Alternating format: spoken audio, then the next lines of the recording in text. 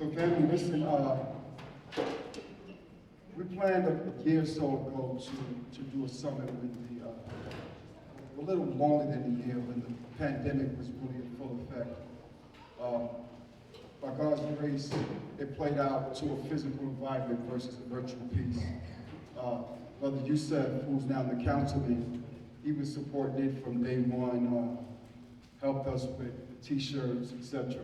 So we are excited to have our brother councilman in the building. But I always like to start from when I knew him, when he was a brother, and then out of respect, we wanted to recognize him as a council person. And always been supportive. Aaliyah does a Stop the Killing game. It's been 4 years, and he's been intricate in making sure that much of what we needed was available. And that was before he was even thinking about running. So that's something that I point out to people. It was bigger than politics for him. It's personal. So we want people that recognize it's personal in politics where we can gain as much leverage as we can, because we know we're not going to change it because we don't own it. But on the flip side of that, he says something that's key. We need to know our rights, but we also need to know our responsibilities. Because at the end of the day, we don't want to be plagues in our community. So we decided to do a youth summit to bring young people together and let them articulate their thoughts as it relates to major talking points. Peer pressure, police interaction, the necessity for youth-centered resources, education, and violence. So today is also an opportunity for us, my daughter and I, it's been almost 2 years ago, we formed a nonprofit called Hair B&B, as in Heir to the Throne. B&B represents the best and the brightest. So we all are best and the brightest, however, we wanted to personally develop ourselves where we walk into that potential. And we also, meaning all of us, but particularly the age group that we call today, we're hoping that y'all can create a new culture of cool. So we start saying, you know what, we're not on that type of time anymore. And we don't have to force people to be on the right time, but we want to make them so uncomfortable to where they don't even have an audience to play to. So Airbnb is 4 levels of training. The first level is construction technology, where we're going to be offering HVAC, plumbing, sheetrock, painting, and electrical at no charge. It's 10.5 weeks. And then we're looking to give each graduate a $300 stipend. The next 3 levels is socialization. We know young people have their own vernacular, but if you had a meeting with a billion-dollar CEO and you didn't know that if you sat down before he offered you a seat, you automatically blow the interview, although they will walk you through the interview, but you wouldn't get the job because that's a basic rule when you go to an interview outside of the average. We know shake your hand, look the person out. We know that. But the same way when we take a road test, they start us at the stop sign. So we think when they say go, you just go. They're looking for you to raise up off the brake, press the brake again. But if we don't do that, they'll let us go through the road test, right? And we wonder why we fail. So socialization is important at this age because it's not even code switching, it's about having tools. So you go to a certain space, you know how to use, okay, I'm gonna use a screwdriver for that. I'm gonna use a buzzsaw for that. The next level of training is anger management. There's nothing to be ashamed of because living in this world, it drives us to anger because we live in amongst people sometimes that just ain't wrapped too tight. It don't even have to be us. We could come outside in a good mood and dude is like, you know what I mean? He see you in a suit or he see you and he think it's something sweet and he bugging. So anger management is important, and sometimes it's not even about recognizing the anger itself, it's about recognizing the anger in someone else. It's like on the road, Brother Councilman, you see the hazards, you're not gonna run into the car, you see the hazards, right? You're gonna maneuver around the car that is stalled in the lane. The next one is conflict resolution. Part of what our youth is going through is they don't know how to solve conflicts. And that don't make them bad, but it's a necessary training because when it escalates, I can't get 50 years back if I catch a body. That's the easy part. Laying somebody down, that's easy work, bro.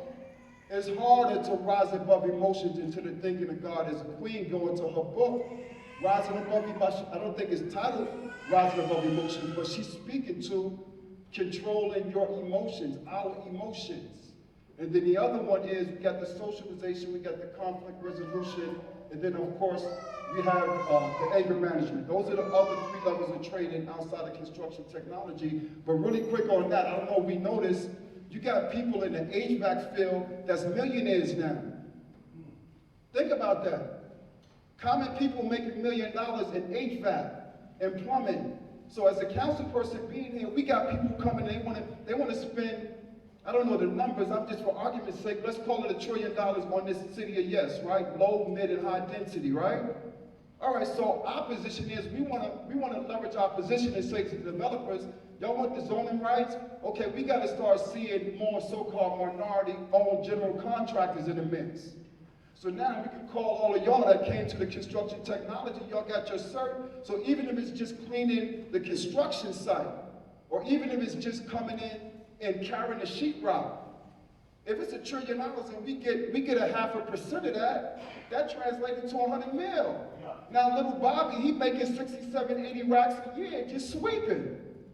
So it's easy to say, yo bro, put the burner down. Or it's easy to say, yo bro, make a left, don't turn right. But if we keep talking at them and say, okay, why are you shooting? Why is there violence? Because we're not giving them the tools to overcome the obstacles. And I know when I was young, I mean, look, I'm 60. When I was young, I was people who know me, we already know, I ain't gonna get into it, right? But my point is, the younger people facing that more now, Brother Councilman, designing drugs, all the social media platforms, right? This agenda they pushing in the schools. So they have even more obstacles. So it's our job as the elders to not talk at them, but to give them tangible tools. Otherwise, we are not qualified to talk to them, and that's primarily why they give us their backside to kiss. The pants down ain't got nothing to do with a jail mentality. That's their subconscious way of saying, you have failed us. Y'all have turned your back on us.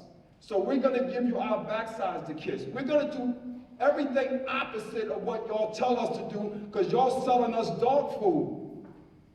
So this was the purpose of getting y'all here, for y'all have an opportunity for y'all to articulate your thoughts on key ideas, but more importantly, y'all gotta create the new culture of cool. If your friend is on Space Cadet time, we can't give them an audience. Because part of it is if a person don't have an audience, they're gonna be more out of place. So we really about it. We can't give, and I'm not knocking nobody, because my daughter I listen to some rap, but I can decipher, right? We gotta start saying, yo, bro, hold on, you just said Percocets and you don't said that shit 9 times, pardon my language. So how do we keep giving them our ear? How do we keep giving them the best of us? How do we keep feeding ourselves that which is going to have us crash out? So most of y'all as young people, y'all don't drive, but I can guarantee you, if you're 16 and you own a Bentley, will you run your Bentley into a wall? Would you run your Escalade to a wall, your Range Rover to a wall? So why are you crashing yourself out? So this is what we need to be with it, because I'm going to tell you this. God is not going to be mocked, and he's not playing. 8 to 80, we're all going to have to be responsible. So again, that's why I love what the councilman said. Rights and responsibilities. So when these people come in our community and they see our motion is right, they're going to keep it moving. And that's how we police our neighborhood. Not saying, oh, defund the police. No, we police our community by creating a new culture of cool. We should be embarrassed that Ms. Green has to be worried about getting into her building safe. And if you got friends that don't lend to making that type of environment and you still call them a friend, we got to reevaluate that. So that's what AMD is about. We're getting the blood off our hands. That's what it's about. We're giving young people an opportunity to win. So I'm going to turn over to Andy, and I just want to say this before he comes. I met him in the Bronx, and I didn't even know him. I didn't know he knew my daughter. And the first thing that hit me when I saw him, I'm like, yo, this young brother he's sharp, he's polished, but he's no punk. And it turns out later he knew my daughter, he supported. So as soon as we decided to do the piece, I'm like, is Andy Buckets available? And then we have their brother here, big time. I don't want to embarrass him, but he's from a prominent family, but he's making his own lane. So I said, I got to reach out to him because I teased him a minute ago. He got his OG badge now. You dig what I'm saying? So we wanted the panel to be representative of y'all. So when you look up here, y'all see people age equivalent, experience equivalent, because how often do we go to an event and it's a bunch of senior citizens on the stage telling us how we should be moving, what we should be thinking, and these are the same people that we didn't inherit a chicken wing from. I'm just keeping it real with you. So with that said, my daughter is self-explanatory. Our dear sister here, I'm gonna let him do the introduction, but I just wanted to say, her and I met same way, just seeing each other's motion. And that's the culture, that's great, make Harlem great again. But anyway, Andy's gonna pick it up and introduce the panel. We're gonna get it moving, all right? Appreciate you.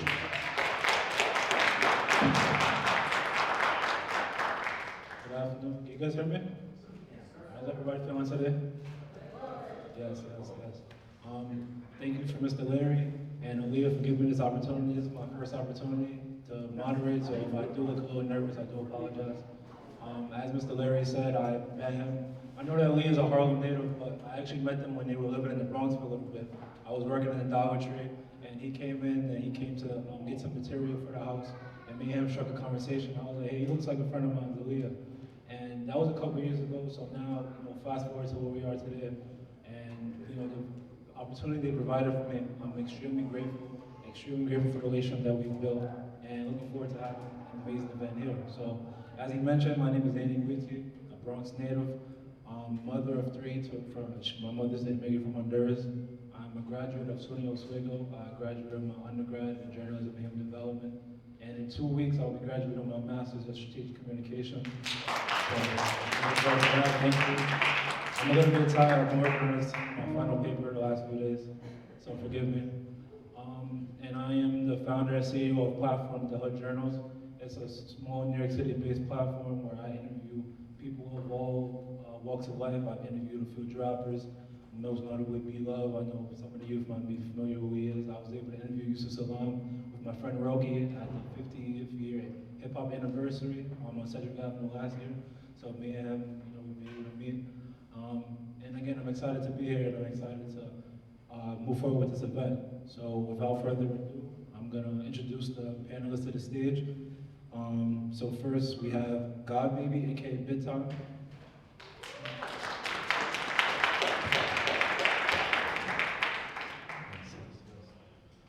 Next up, can I please have LaShawn Ruth Kempson.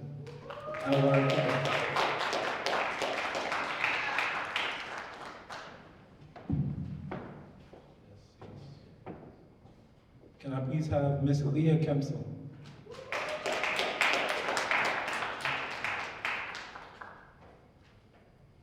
And last but certainly not least, can we have Aaliyah, please?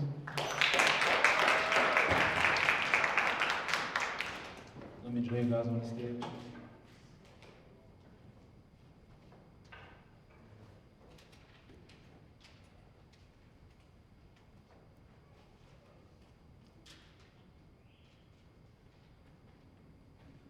All right, guys, thank you for joining me on the stage.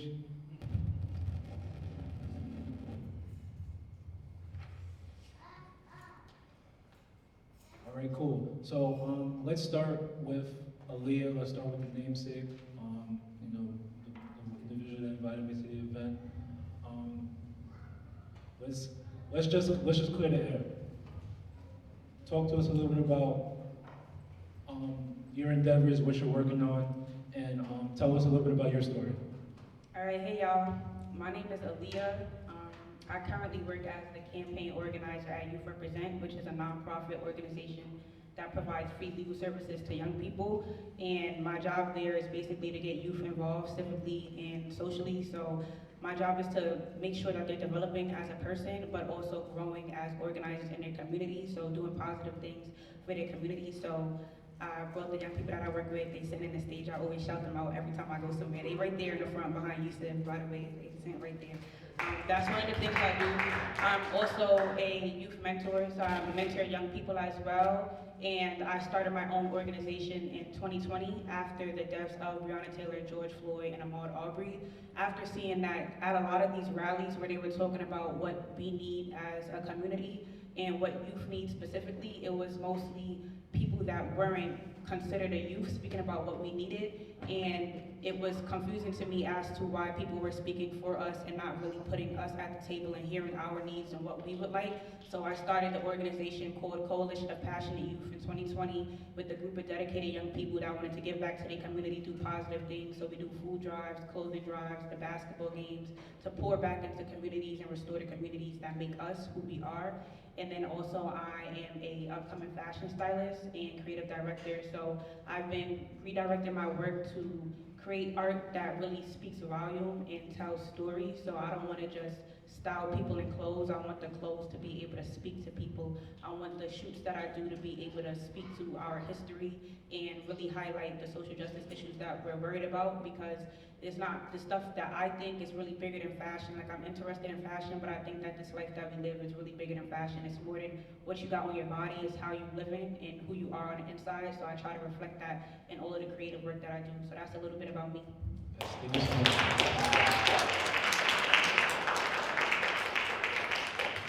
So to right of me, I have God Baby. Can you do us the honor and tell us a little bit about yourself and tell us a little bit about your story? What's up, y'all? How you doing? I'm God Baby, better known as Big Time. I'm from the neighborhood right across the street, St. Nick Projects, building 225. I'm a recording artist. I'm also a songwriter, and I do artist development and executive production. I've been doing that and working in that field since I was young. I'm still blessed to be able to receive different opportunities and express myself in my art form and be able to point people in the right direction if I'm able to do so. I'm a Harlem native, so I'm from the same backyards as everybody here. I definitely feel like I'm very connected to the youth till this day. I interact with them a lot, and I love to hear what you guys think, and I want to thank Brother Larry for letting me be a part of this event. Ms. Kempton. That's beautiful. Hi everyone, my name is LaShawn Ruth Kempson. I am LRK. I am a community health activist, and my goal is to educate and inspire individuals to be happy and healthy. And as of right now, we're educating youth on how to create their passion and turn it into a profit. I feel super nervous. I'm born and raised in Harlem. I'm very enthusiastic about business and entrepreneurship and being able to educate our people on how to provide generational wealth. When I was growing up in Harlem, I had Leah when I was 18 years old, and I saw drugs sold right outside of my doorstep. And I had to ask myself what type of life that I want for my child at a very young age. And pretty much, I decided that I wanted to do business to be able to help me excel in life.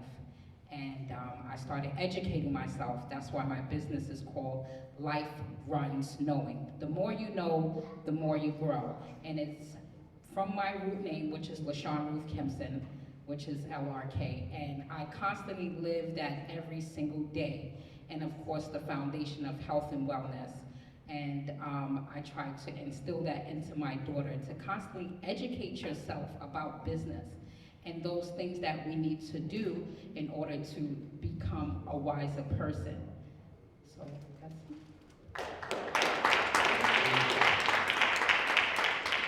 Go for it, Leah. My name is Leah, also known as Young Lee, and I'm 19 years old. I almost said 18 because I just turned 19, but I'm 19 years old, and I'm her daughter. I started my first business when I was, I think, 7 years old, and I did like accessories and headbands and things like that, and I just sold them at school. And my mom, she has like always inspired me to be like an entrepreneur and have that business mindset. I also love dance. I started dancing when I was 3 years old. I did ballet, and it kind of just gave me a discipline to, do great in life, and also not hang out and get into things I'm not supposed to be getting into. So I feel like it was a good discipline. And right now, I am a influencer and social media manager and business mentor and a digital marketer. So basically, I sell ebooks and guides on how to start your business. I help people manage their social medias, and I also work with brands on TikTok, Instagram, and things like that. And yeah, that's what I do. I want to thank the panelists for introducing themselves. Let's get into the conversation, guys. So, whoever wants to go first, we're here to, spread information about the community and spread wealth and knowledge in the community. And our first question is going to focus on the public school system. I'm a product of the public school system. Aaliyah is. I'm sure you guys, and if not you guys, you have family members that are part of the public school system. So the first question I want to ask you guys is the public school system harming or helping our youth? And if so, either way, in what ways is it doing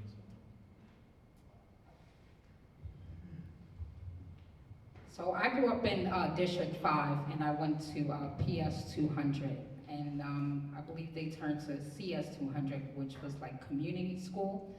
And growing up there, it was really tough. And when we came in school, we got free breakfast. It wasn't so good because, it was good to us because at home we didn't really have a meal. So in those token, the public school system, to be able to feed our children, to educate, learn the education. But there's somewhere I feel that it's a gap in our public school system far as education. They teach us how to read, and they teach us how to write. And it's hard for a lot of students and principals to understand individual minds, because sometimes they didn't come where we came from. Sometimes they were maybe from another country or a different area, and everybody is an individual, and sometimes there's students that get left out.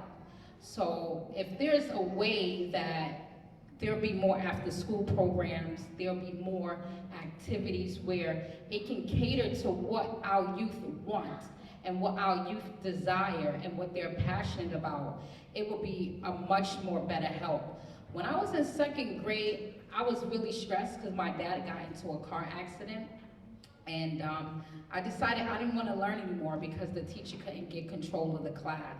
And she kept trying to get everybody to be quiet, and no one wanted to listen.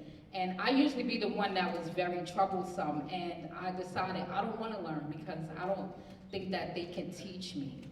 So in terms of the public school system, it's a great place to learn some of the basic skills, but we have to seek outside of the public school system and different programs and different mentorship programs that can cater to our individual mind.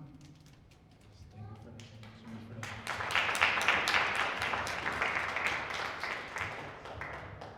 Well, I really would like to hear what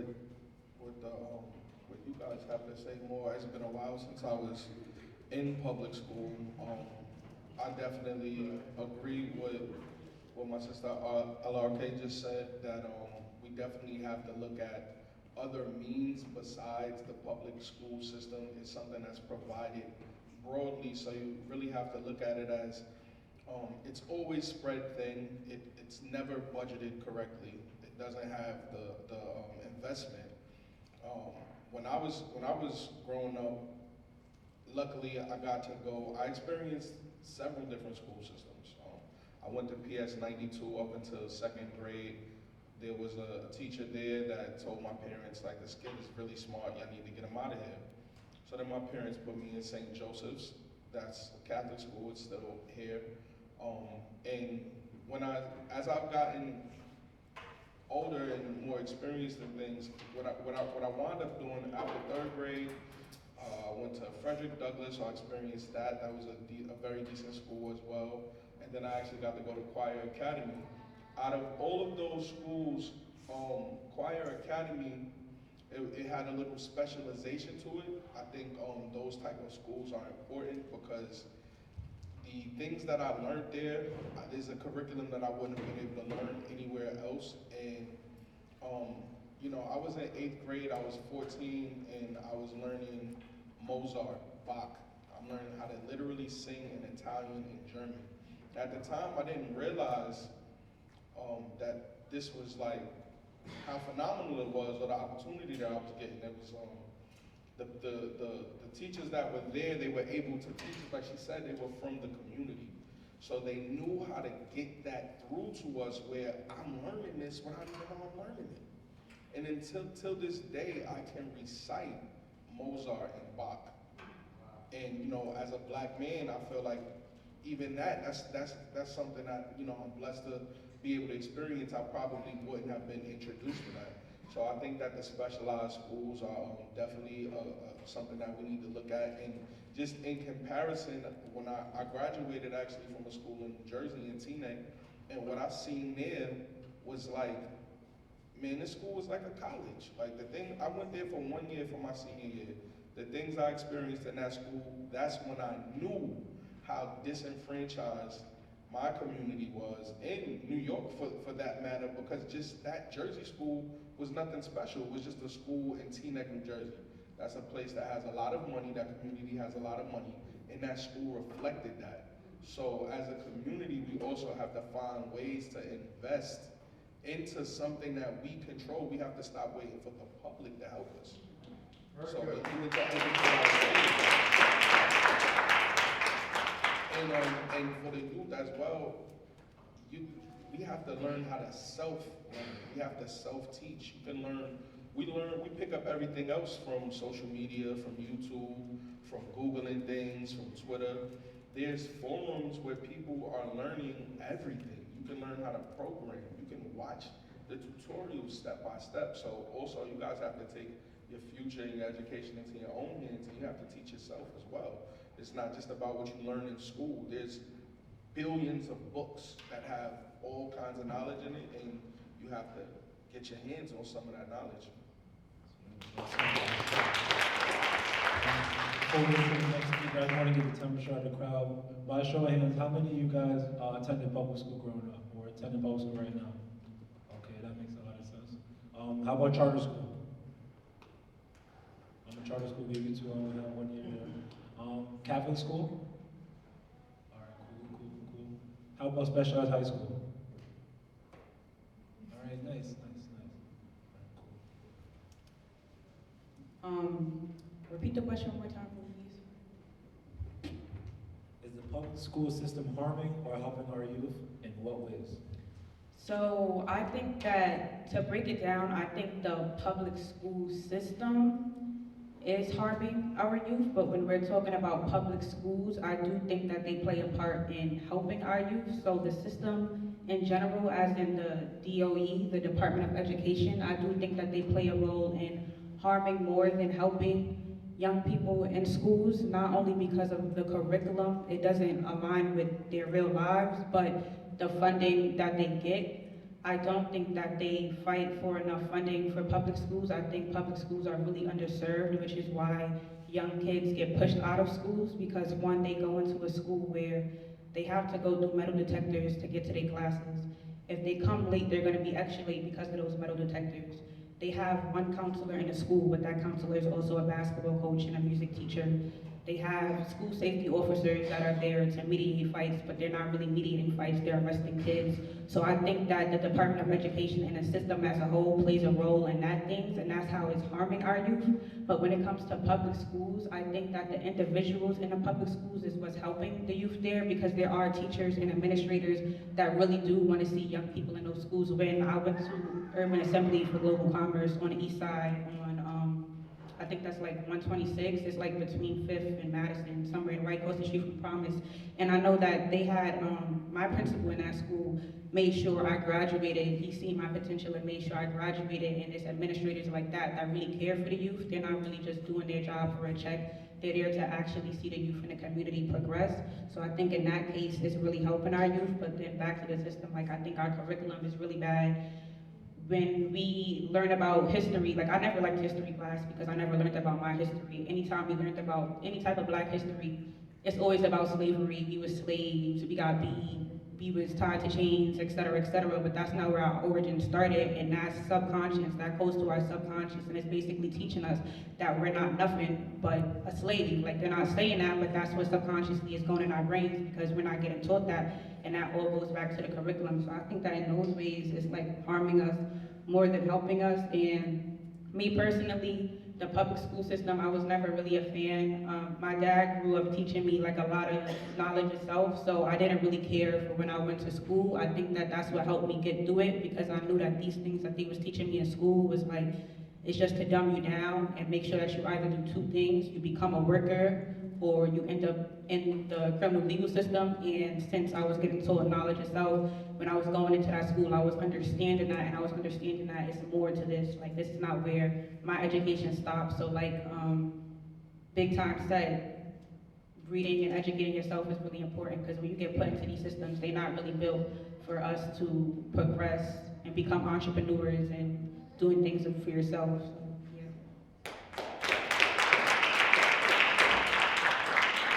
Thank you guys for sharing. As we move forward for the sake of time, next topic. Oh, I'm sorry. Do you want to share? I just want to share. So me personally, I went to charter school for K through 5th grade, and then after that I went to public school, and I feel like necessarily public school is helping and harming. Basically what everybody said is a little bit of both. Why? Because I feel like when I was in charter school, it enticed me to learn a lot more because there was a lot of funding, and I didn't really have to worry about what I was gonna wear to school every day because we had uniforms, so that kind of like helped me just focus on my schoolwork. I also didn't have to worry about what school supplies I would have to bring to school because it would all be there, and I didn't have to worry about like a lot of things that I guess public school what you would have to worry about. So it was just all into work, and the curriculum at my charter school, it was very like easy to kind of grasp and pay attention to, and the teachers were also very hands-on. In public school, I feel that the lack of funding and like kind of the environment made the kids behave in more of a hostile way. Like I noticed like when I went to charter school, the kids were a lot calmer, and then when I went to public school, like the kids were a lot more rowdy and hostile. And then also when I went to high school, I went to performing arts high school. So although it was public school, we all had the intent and focus on our art. So it was a lot beneficial.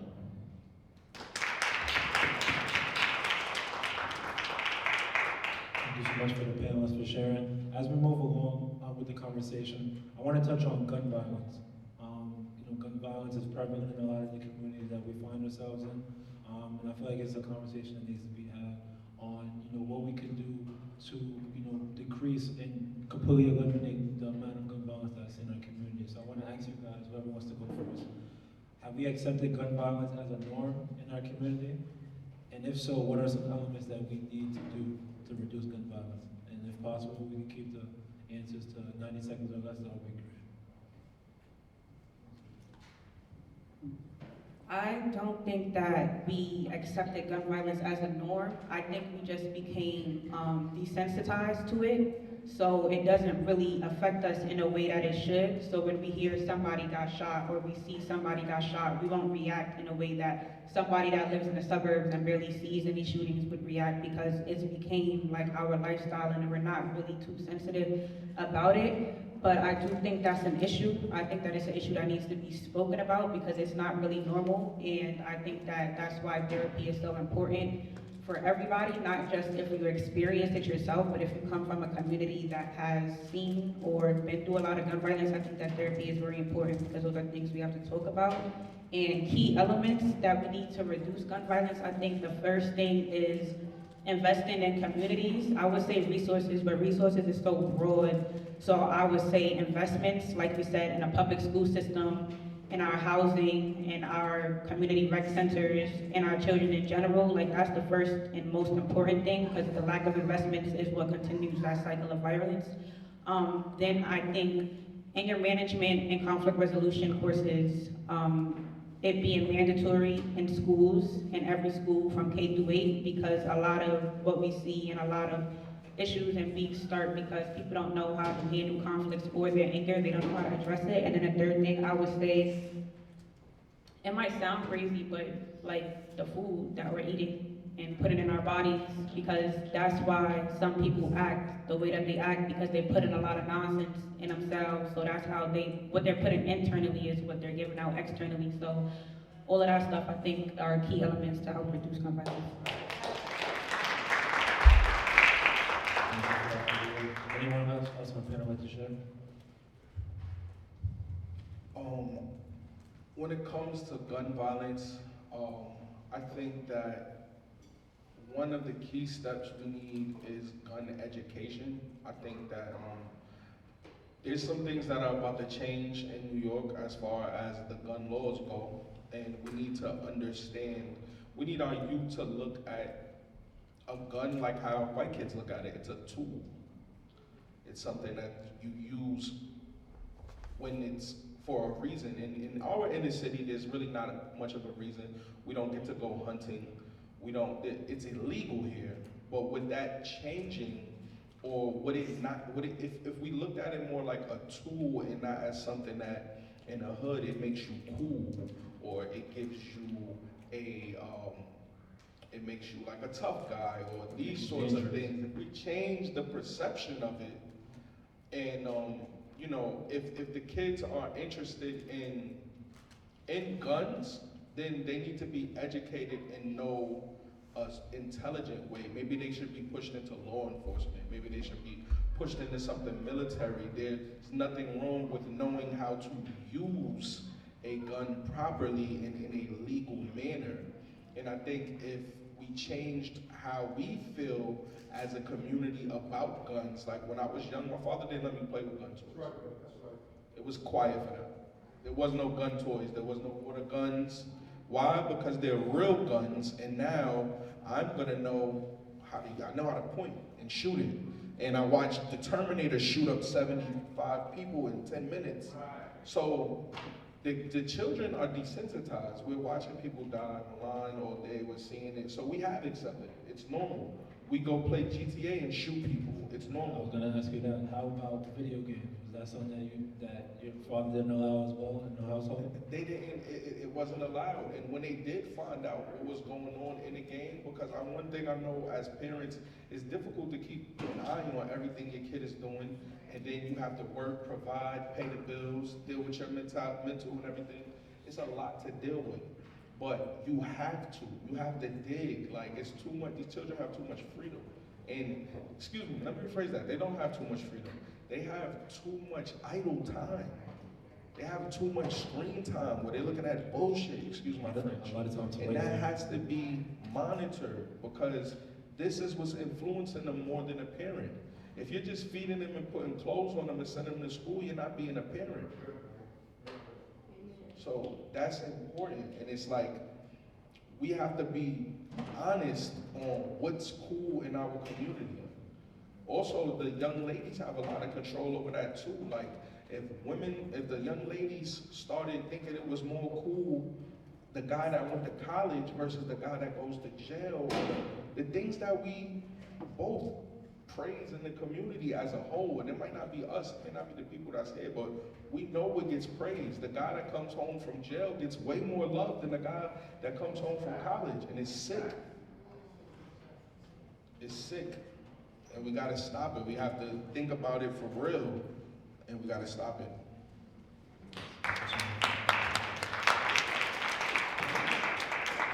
Well, gun violence is very touchy topic.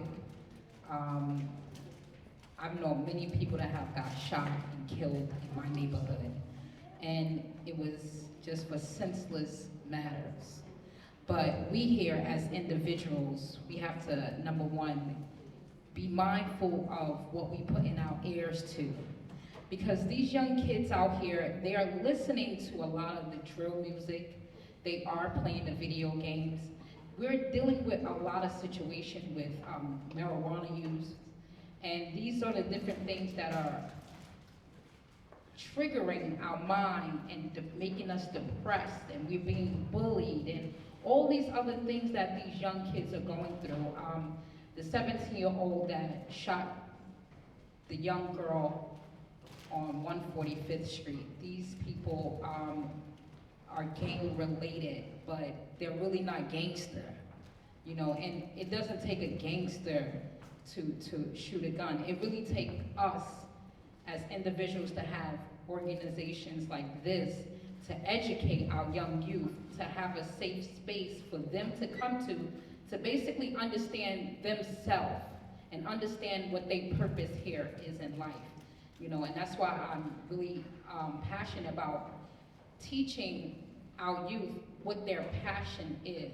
And that's important, to know what your passion is, to know what you're put here in this earth for. Because if you don't, you'll be heading down the wrong path. And I see a lot of wonderful, educated males and females here.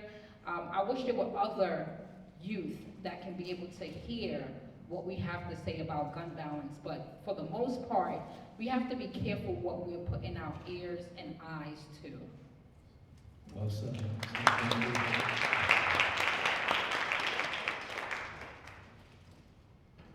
I do feel like gun violence and, you know, carrying guns is kind of a norm for us in society today. I feel like people feel like it's cool or,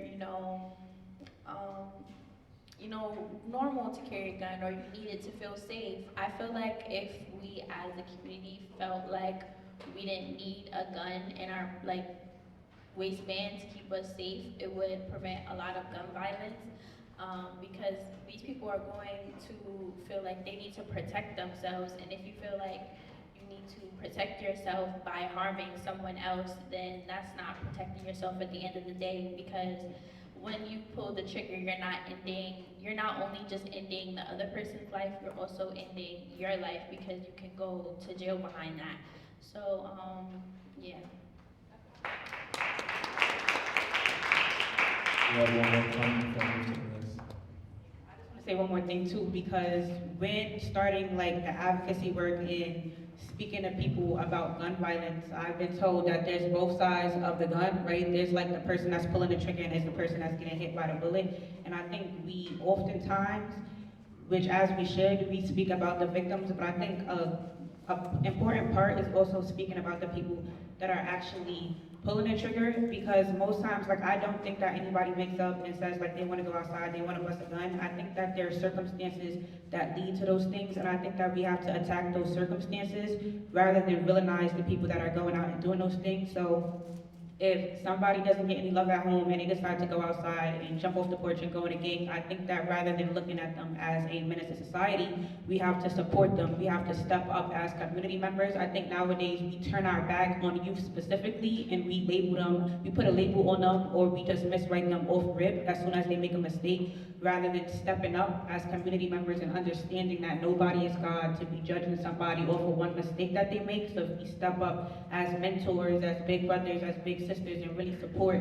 youth in the communities that are pulling the triggers and doing these things, I think that'll help reduce gun violence rather than just criminalizing it, because then we become a part of the problem, because we know that they want to lock young kids, black and brown specifically, up. So if we continue to criminalize them, we become part of that issue that makes our children statistics.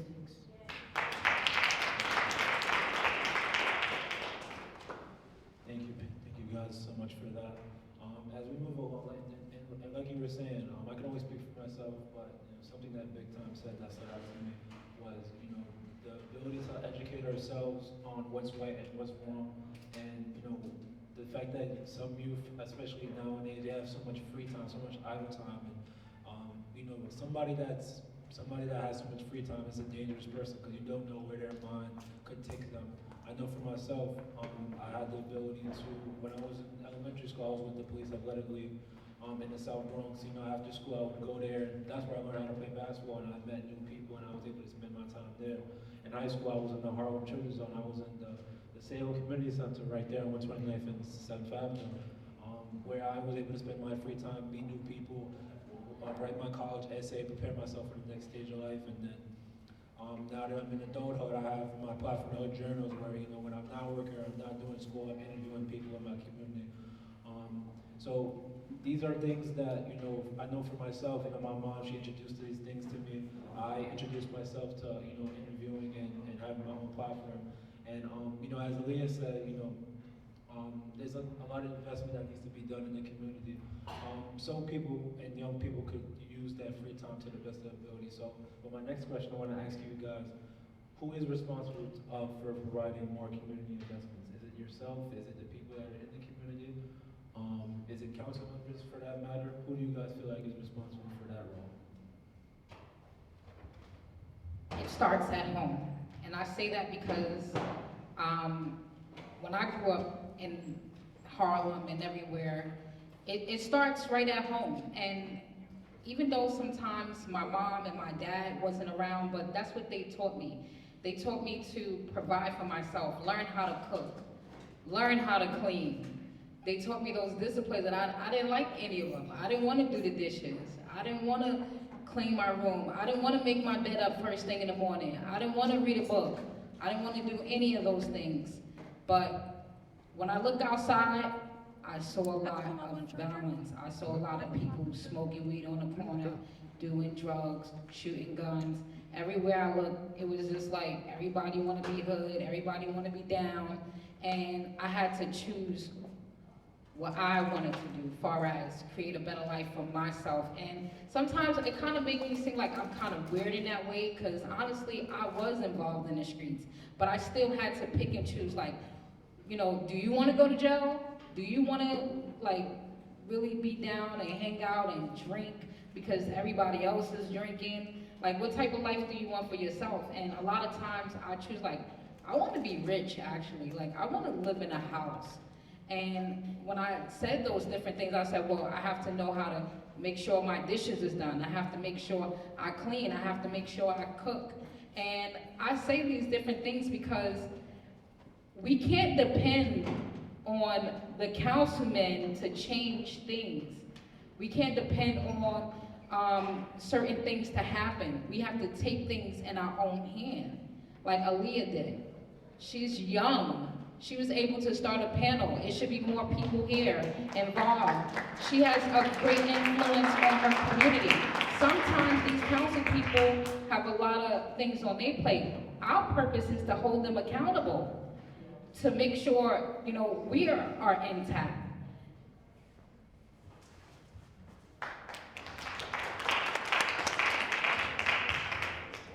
I definitely agree.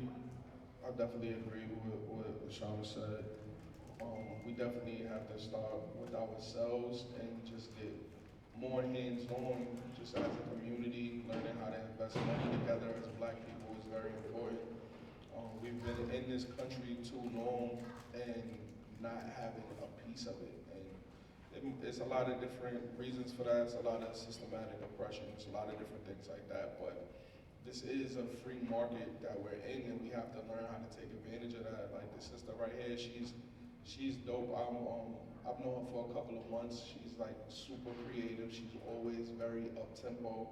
She's one of those people that's like a light worker and an energy person, where she's gonna raise that energy. We have to start being around more people that are like that and learning how to invest in them. We need to learn how to invest in the people in the community that's gonna go and get the bag and bring it back to the community. That's another thing we gotta learn how to do too. Because, you know, we like nice things. Everybody is gonna go and make sure that, you know, as a Black community, we love clothes. We're gonna make sure our kids got the best things, all that type of stuff. We love designer, we love all of that type of stuff. We spend billions of dollars on it, so we got the money.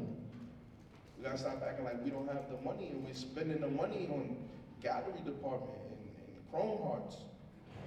So it's like, you know, and with the kids too, like, y'all are just dollar signs to these companies. Y'all giving them your time, y'all giving them your energy, they're just making money off you. You make money off your Roblox.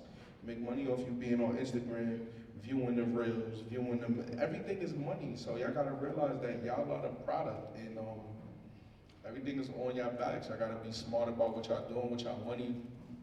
And y'all gotta really realize that time is now. It's not when you turn 18, when you turn 21. If you start saving money now, you'll have it, literally.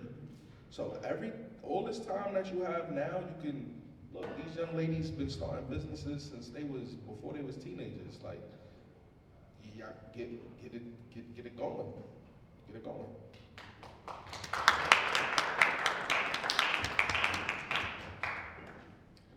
I definitely agree that it starts with yourself, because that's really the only person you can fully control.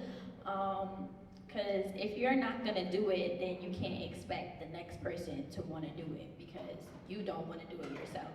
So I feel like it should start with you, inspiring others as well, because although you can't force anybody to, want to help your community and invest in them, you can inspire people to do so through uplifting things. And, even it doesn't even have to necessarily be focused on anything. You can inspire somebody to, start a business, or you can inspire somebody to, go to school and get good grades, and that'll make a difference. And yeah.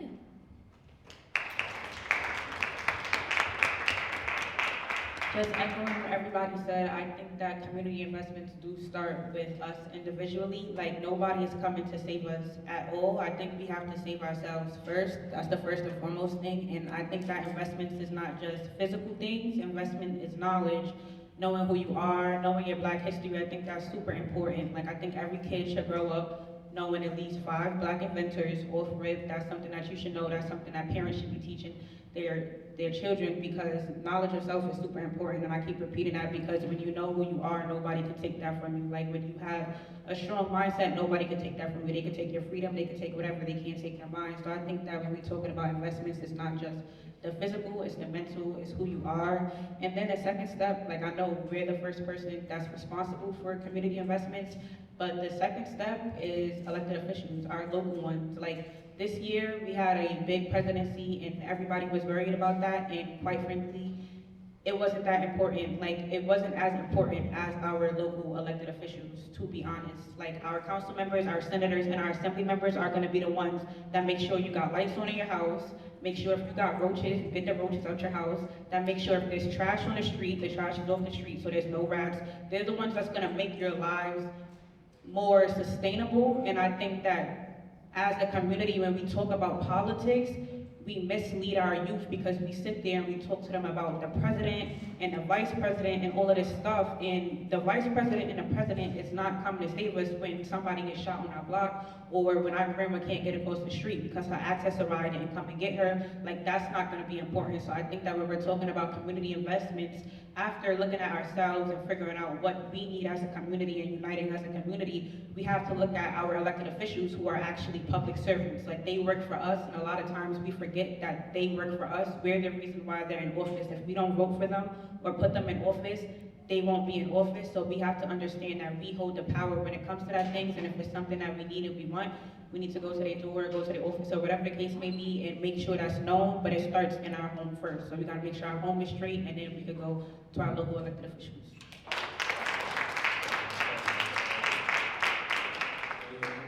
To that point, as all the panelists have said, it starts from inside the home, it starts from within, and then it goes outward.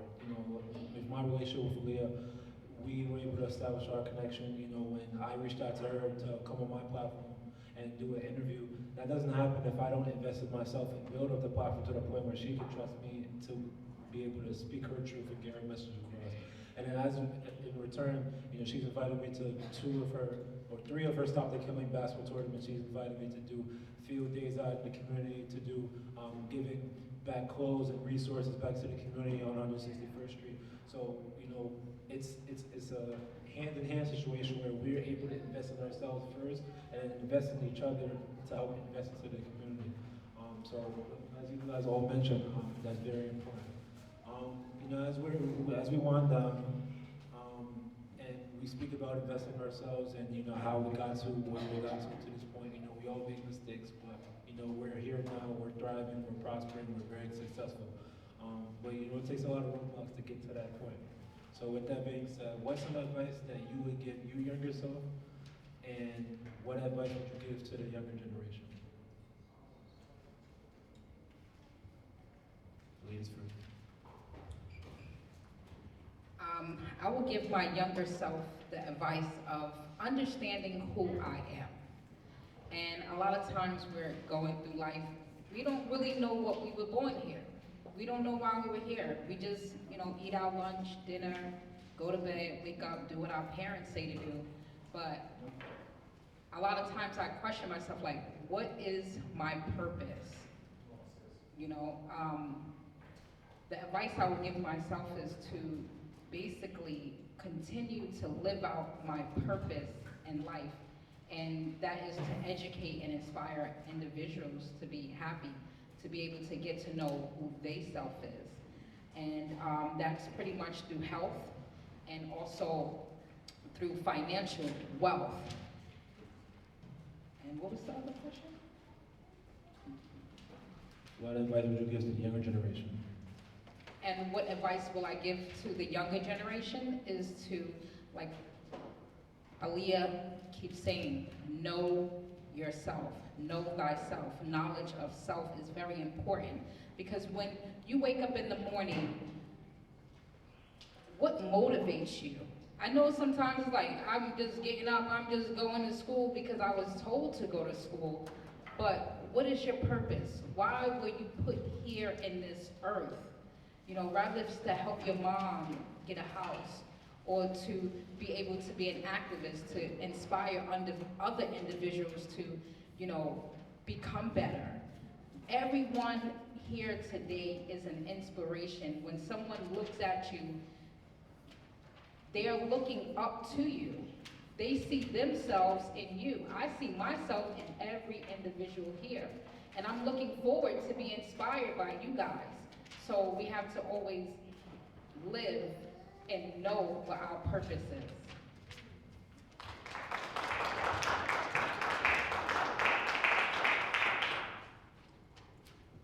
Some advice that I would give to the little me would be to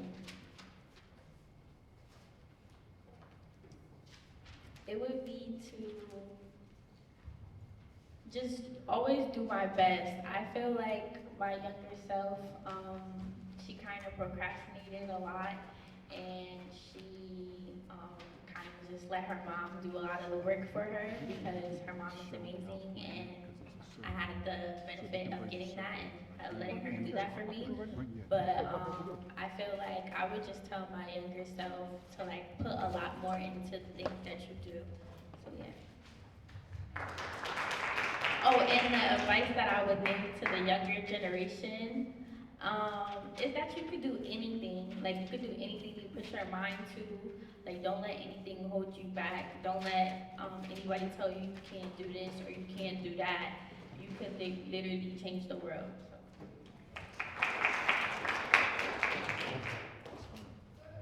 I'll have to agree with Aaliyah. I would definitely tell my younger self to not procrastinate. Procrastination is definitely the enemy to success.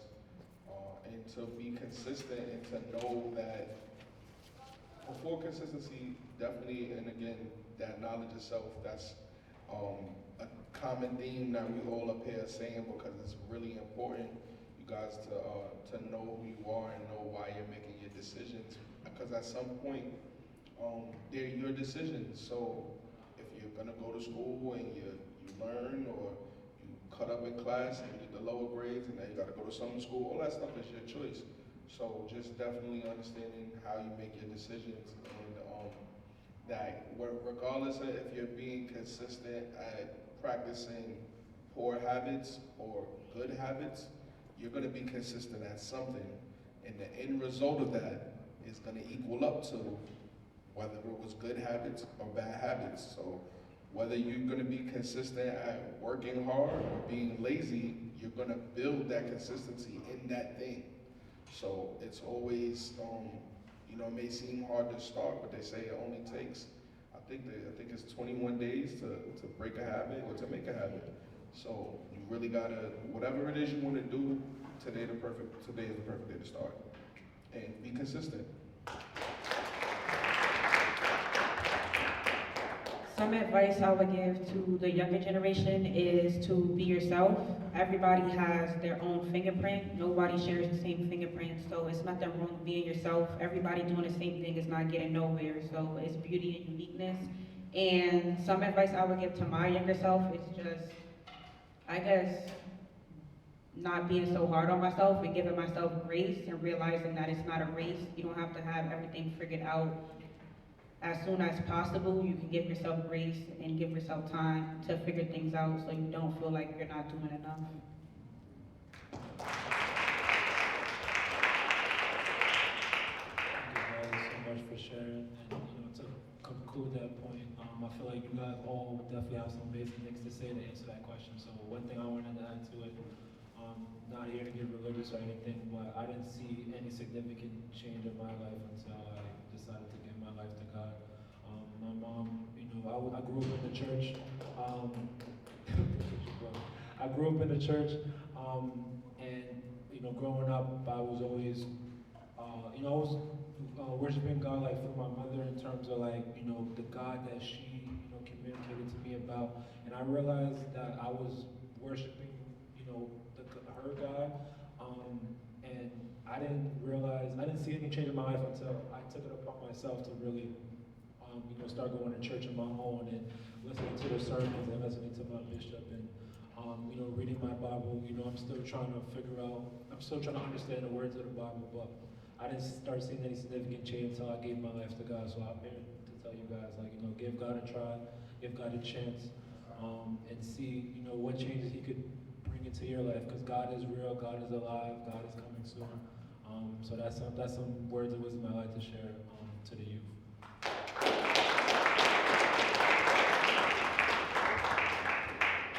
With that said, Aaliyah, Big Time, LaShawn, Aaliyah, thank you so much for sharing your stories. Audience, thank you so much for sitting patiently and hearing us out.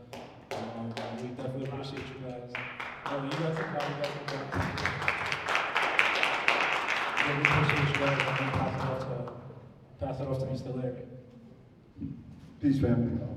We wanted to, we have our junior FOI, right, in the building, and the idea of them being here, because we talk about, starting early, right? So we want to just let them demonstrate the end result of starting early, and what they're going to share is what we call the exercise of the gods. It shows our propensity to hear an instruction and to execute.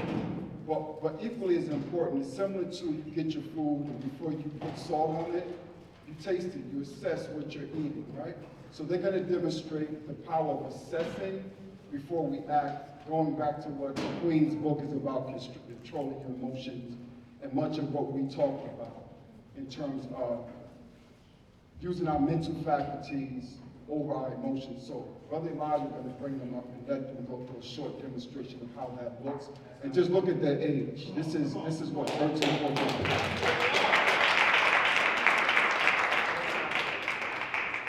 Assalamu alaikum.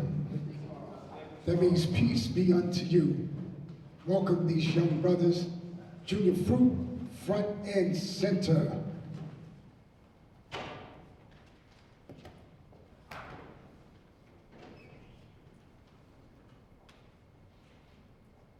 Ho. Okay. So, yes, these brothers started as early as 4 years old, 5 years old, learning how to drill, learning how to move in unison. Not only do they physically drill together, they learn together. Every brother right here is a part of an independent educational system located right on this block at Muhammad Boss number 7, where we take control and charge of our own education. So this is what it looks like in action. Original salute. March. Ready front. March. Original salute. March. Ready front. March. Brigade salute. March. Ready front. Brigade salute. March. Ready front. Forward. Brigade salute.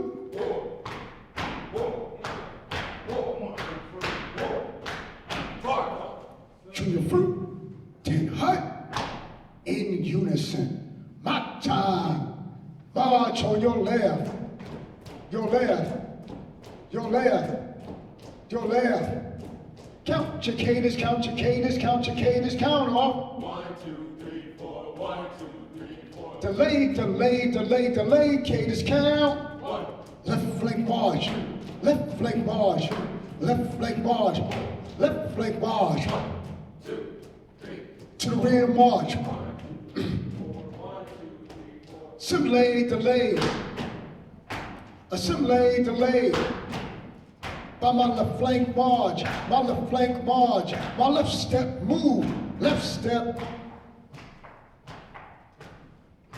My right step move, right step. Mock time march. Junior fruit halt. Give these brothers a strong round of applause. Left. Ladies, junior fruit, move out.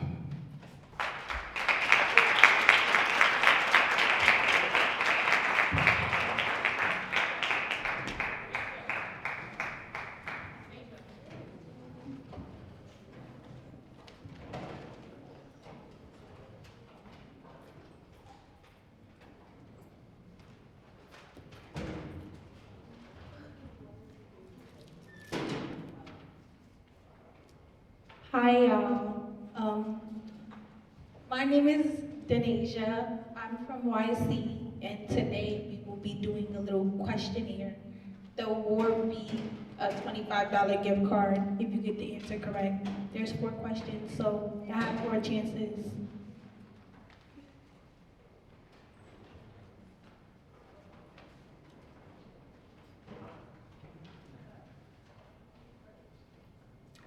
Our first question is, what time did today's event start?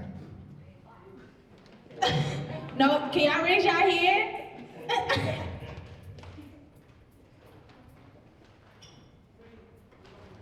Good job.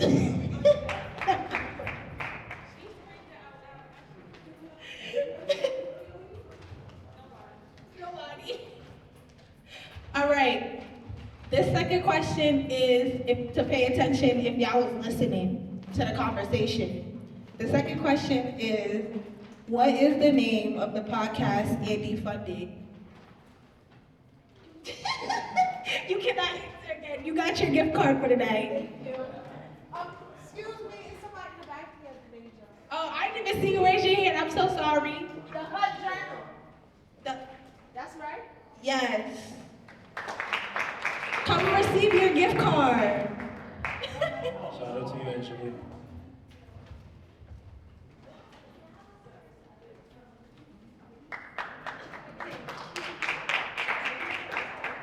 All right, our third question is, what is an issue that was talked about on the panel? He was the first one. The one that-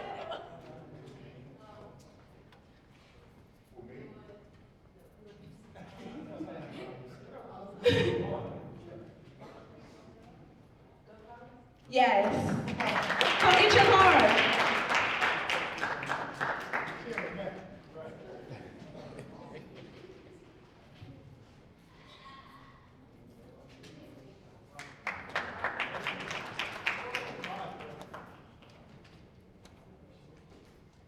All right, our last question is the bonus question. What was a prominent black figure? What prominent black figure is? I can't.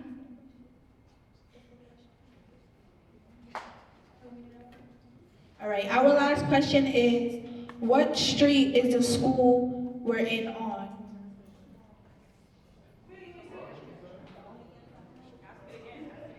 What street is the school we're in on?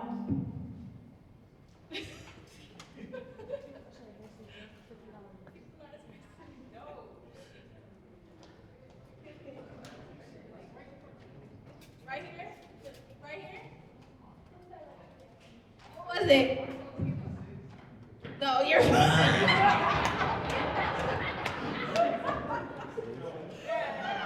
Yes.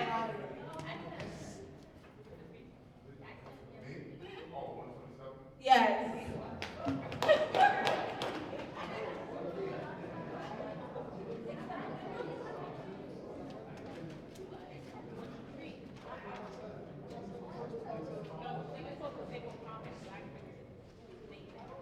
Yeah, but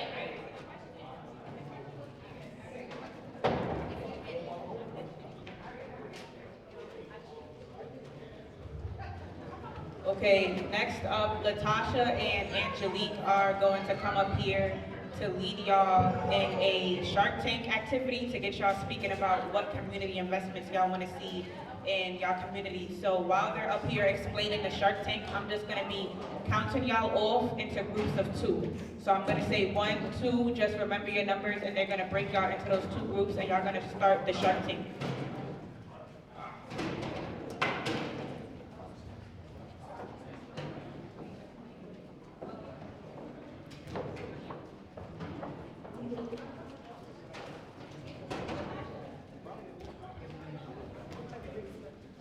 All right, hi y'all. My name is Angelique. I'm a youth committee member. So we're gonna do a little activity called a Shark Tank. So everybody know what Shark Tank is, right? Everybody seen Shark Tank? When you bring an idea to the judges. All right, so pretty much we're gonna have each of y'all break up into breakup groups, and you guys need to think about a problem in your community that you want to see change, and what product or service you think will help that problem in your community.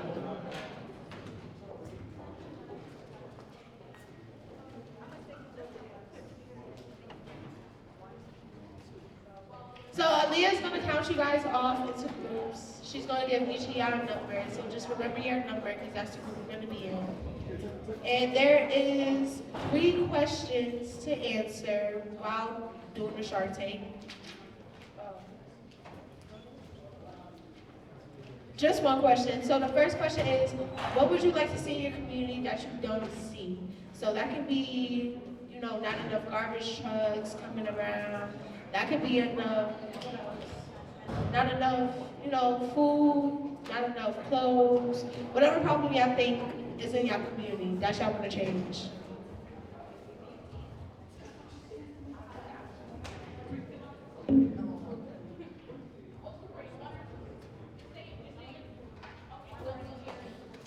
Okay, so we're gonna have group 1 over here, and we're gonna have group 2 over here.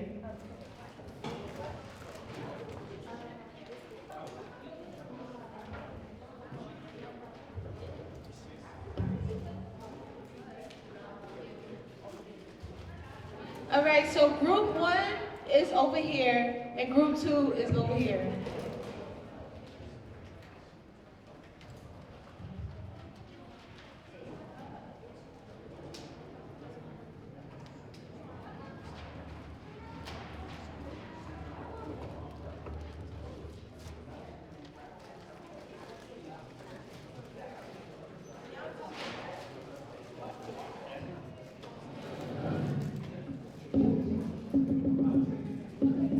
Okay, just to reiterate the activity, the question is, what community investment would you want to see in your community? And you and your team has to create a pitch, what exactly you want to see. Y'all have to work together as a team. Y'all have 15 minutes, and then y'all are all gonna present.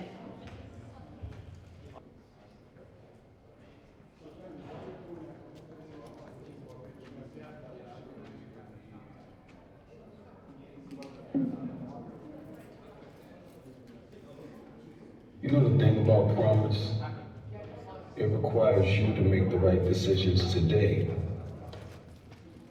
for it and all its potential in the future. It needs you.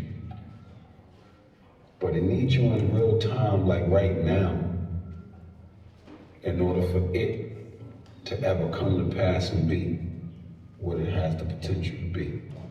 Now, that's not easy to do, because when you're young, a moment leads you to believe that there are no other moments more important than the moment that you're in. That's the furthest thing from the truth. That's the trick right there. Your greater potential is wrapped up in future moments. But you never get to meet those moments if you allow the moment that you're in to gas you into believing that there are no moments more important than that one right in front of you. You gotta make the right decision for the moment that you're in, for the sake of the promise of your greater moments later. Hey, what's up, y'all? This is Chauncey Billups. Just want to say what's up to y'all. Send y'all some love out there, all my youngins. Just want to encourage y'all to just have the confidence and the belief that whatever it is you want to do, you can do it. But it's not just gonna happen. You gotta put a plan together, and you gotta understand and know that you gotta be dedicated to it. You gotta be committed, and it's not gonna always work out. You know, there's gonna be some days where you're like, dang, I don't know about this, but you gotta keep going. You gotta keep going, you gotta keep fighting. If that's what you really want, you can do it. And just always, I always believed, you know, it's not your circumstances, you know, that keep you away from it. It's your decision making.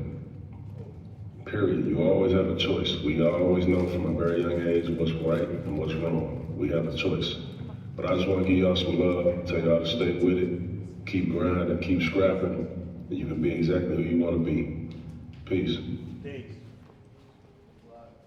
Good morning, this is God Shamgar. Just wanted to say peace, love, thinking about you. Hope all is well. Always be grateful, always be humble, and always work hard. You know, things that you want, you always can get. Dream big, real big. If your dreams don't scare you, you're not dreaming big enough. Love, always lead with love. Always work hard, always try to be understanding and be caring. Because the universe will give back to you exactly what you put in. Just wanted to say peace, wanted to share this with you. Love and happiness. When Brother Larry informed me with the that I'm just sad because finally, they're giving a youth a platform to express themselves. You know, a lot of times it's not bad, it's misunderstood. You want a person to come in here and smile, and you don't even know how to do what my technology I was just prejudged. Like, I was in trouble because I was just going through something. Nobody understood what I was going through, but they continuously judged me. I'm so happy that Brother Larry is giving us a platform so you can redirect your energy, put your, you know, say what your problems is, and you can help and they can show you how to handle it in a positive way. I wish that I had that opportunity, and now that you have the opportunity, take advantage of it. Because a lot of times the use is not bad, they just don't have a platform to express yourself. Now that you have that platform, take advantage of that opportunity. I got friends that's living good off of magazines, making music, construction workers that's living good. Had I had these opportunities back then, I may not have chose the path that I chose.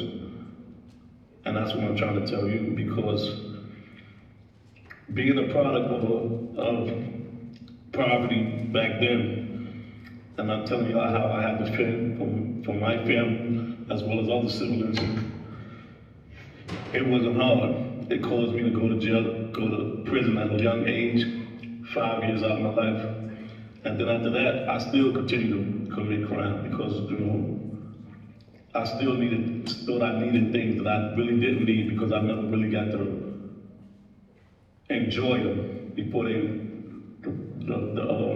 authorities was back at my door again, which I just served 27 years in prison, two death penalties.